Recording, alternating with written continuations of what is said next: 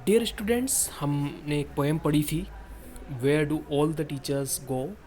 और इस पोएम में हमने पढ़ा था कि इसमें एक बच्चा है जो कि कल्पना कर रहा है कि उसके टीचर्स स्कूल के बाद कहाँ चले जाते हैं, और वो अपने टीचर्स को साधारण नहीं मानता है। वो बड़ा स्पेशल मानता है कि वे बहुत ही स्पेशल लोग होंगे, और वो सोचता है कि जो वो कुछ करता है शायद उसके टीचर्स ना करते हो।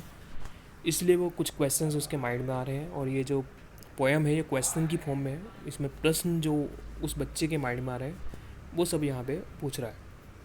तो इसको आगे बढ़ के पढ़ेंगे। इसको देखिए, स्टार्ट करते हैं। Did they ever lose their hind books. तो क्या टीचर्स भी अपनी, जैसे कि छोटे बच्चे अपनी किताबों को खो देते हैं, डिड दे एवर, क्या वे कभी लूज दियर हाइंड बुक, तो क्या बच्चे भी अपनी जो कविताएं वाली किताबें होती हैं उनको खो देते हैं। Did they ever leave their greens, did they ever leave their greens, तो क्या, देखिए, क्या बेबी, जैसे कि ग्रीन्स का मतलब यहाँ पे ग्रीन वेजिटेबल्स है, हरी सब्जियाँ, ठीक है ना।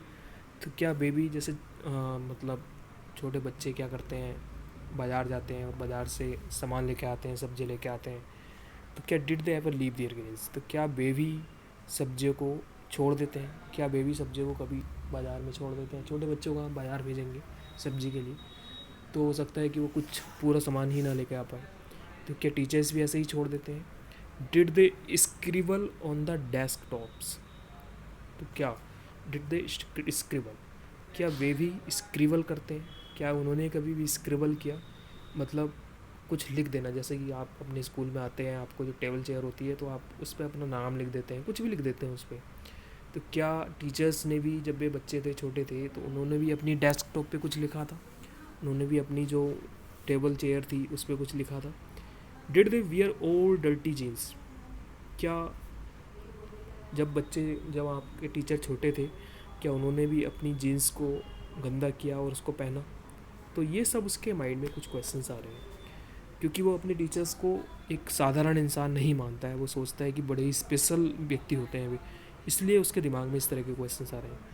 आई will follow one day home today, एक दिन मैं उनके, आई विल फॉलो वन, मैं एक टीचर को फॉलो करूँगा, उसका पीछा करूँगा, होम टुडे, ठीक है ना। मैं क्या करूँगा, आज उसके पीछे पीछे जाऊँगा। आई विल फाइंड आउट, और मैं जानूँगा, मैं जानने की कोशिश करूँगा, व्हाट डू दे, वे क्या करते हैं। Then I will put in a poem, और फिर मैं एक पोएम लिखूँगा, एक कविता लिखूँगा, that they can read to you, और उस पोएम को आप पढ़ रहे होंगे। ठीक है, तो देखिए, ये उस बच्चे की कहानी है जो उसके माइंड में ये क्वेश्चंस आ रहे हैं कि जो टीचर्स होते हैं वे इसको आने के बाद वे कहाँ चले जाते हैं। तो उसके माइंड में बहुत सारे क्वेश्चंस आ रहे हैं। तो इसमें देखिए, जैसे पहला है कि क्या वे अपनी हाइम्स बुक को, अपनी जो पोएम वाली किताब होती है उसको खो देते हैं, क्या उन्होंने भी कभी खोया है। तो भाई, टीचर्स भी एक साधारण इंसान होते हैं, वे भी पहले बच्चे रहे होंगे और उन्होंने भी ये सब किया होगा जो कि आज की डेट में जो बच्चे कर रहे हैं। क्या उन्होंने भी, मतलब कोई सब्जी होती है, हरी सब्जी है, क्या उन्होंने भी कभी उनको छोड़ा है। क्या उन्होंने भी कभी डेस्कटॉप पे लिखा, है ना, डेस्कटॉप जो आपकी टेबल चेयर होती है उस पर कुछ लिखा। क्या जब टीचर्स छोटे होते थे, क्या उन्होंने भी गंदी पैंट पहनी, गंदी जीन्स पहनी। तो अब ये सारे माइंड में क्वेश्चंस आ रहे हैं। अब वो बच्चा सोच रहा है, आई विल फॉलो, कि मैं आज किसी टीचर के पीछे जाऊंगा, आई विल फाइंड आउट, और मैं पता करूंगा, फाइंड आउट मीन्स पता करना, that they, then I will put in a poem, कि वे सब करते हैं जो कि हम करते हैं, और मैं ये सब पोएम में लिखूंगा, that they can read you, और एक दिन ऐसा होगा जो आप उसको पढ़ रहे होंगे या पढ़ सकते हो। तो ये सब इसमें लिखा हुआ है। तो इसको देखिए, इसमें कुछ मल्टीपल चॉइस क्वेश्चंस लिखे हुए हैं। मल्टीपल चॉइस क्वेश्चंस होते हैं जिसमें किसी चीज़ का बहुविकल्प प्रश्न होते हैं, जिसमें 4 विकल्प होते हैं, आपको सही विकल्प करना होता है। रीड द फॉलोइंग क्वेश्चंस, आपको नीचे दिए हुए क्वेश्चंस को पढ़ना है, and choose the most appropriate option, और आपको जो सबसे ठीक ऑप्शन है उसको चुनना है from the ones given below, जो कि नीचे दिए गए हैं। A collection of patriotic songs, hymns book क्या होती है। A collection of patriotic songs, ऐसे किताब जिसमें देशभक्ति गाने होते हैं। A collection of short stories, एक ऐसी किताब जिसमें कहानियों की का संग्रह होता है। कलेक्शन ऑफ फोक सॉन्ग्स, ये लोकगीत का संग्रह होता है। कलेक्शन ऑफ डिवोशनल सॉन्ग्स, ये एक ऐसी कहानी जिसमें भगवान के गाने होते हैं। तो इसका आंसर आपका डी, तो हाइम्स बुक एक ऐसी किताब होती है जिसमें डिवोशनल सॉन्ग्स होते हैं, जिसमें हम भगवान की आरतियाँ या फिर जो भक्ति गीत होते हैं उसको हम हाइम्स बोलते हैं। नेक्स्ट क्वेश्चन है, what does expression leave their greens means. Leave their greens का मतलब क्या है? Spread about green vegetables, throw green vegetables on floor, why green vegetables, eat green vegetables. इसका मतलब क्या है? तो इसका मतलब है स्प्रेड अबाउट ग्रीन वेजिटेबल्स, हरी सब्जियों को फैला देना। Question number 3, which one of the following mistake the child does not make. देखिए इसमें से ऐसी कौन सी गलती है जो कि एक बच्चा नहीं करता है? ही मेक स्पेलिंग मिस्टेक्स।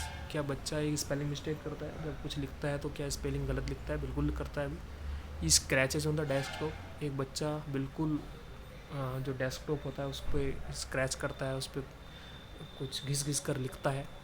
ही वीट्स हिज क्लासमेट्स। वो अपने क्लासमेट्स जो होते हैं उनको मारता है, पीटता है। ही सॉइल्स हिज क्लॉथ्स, या वो अपने कपड़ों पे मिट्टी लगा लेता है। तो देखिए ये जो 3 ऑप्शन है ACABD, ये बिल्कुल सारे बच्चे ऐसा ही करते हैं, लेकिन ही वीट्स हिज क्लासमेट्स, ये ऑप्शन C वाला आंसर होगा इसका। ये कुछ ही बच्चे होते हैं जो अपने क्लासमेट्स को मारते हैं, सब नहीं करते हैं। नेक्स्ट क्वेश्चन है, what does the child finally decide. एक दिन उस बच्चे ने क्या करने का निश्चय किया? टू फॉलो हिज टीचर, कि वो अपने टीचर का पीछा करेगा। To live with his teacher, वो अपने टीचर के साथ रहेगा। टू स्टडी सिंसियरली, या वो बड़े ही सावधानीपूर्वक पढ़ाई करेगा। To leave all bad habits, या फिर अपनी सारी बुरी आदतों को छोड़ देगा। तो आंसर हमें जो स्टैंजा है उसके हिसाब से देना है, टू फॉलो हिज टीचर, वो अपने टीचर का पीछा करेगा। देखिए इसमें लिखा हुआ है आपका ही, I will follow one back home today, तो इसलिए इसका आंसर होगा to follow his teacher. Next question है, what does word scribble mean. Scribble का मतलब क्या होता है? क्राई मीन्स चिल्लाना, स्क्राउल, जंप, मेक डर्टी, तो इसका आंसर हो जाएगा B। स्क्रिबल का मतलब होता है किसी भी बजरी से, पत्थर के टुकड़े से या चौक से आप कभी कुछ अपनी जो टेबल पे लिख देते हैं उसको स्क्रिबल बोलते हैं। ठीक है, आप इसको सबको तैयार करेंगे अच्छे से और अपनी कॉपी में लिखेंगे। Thank you.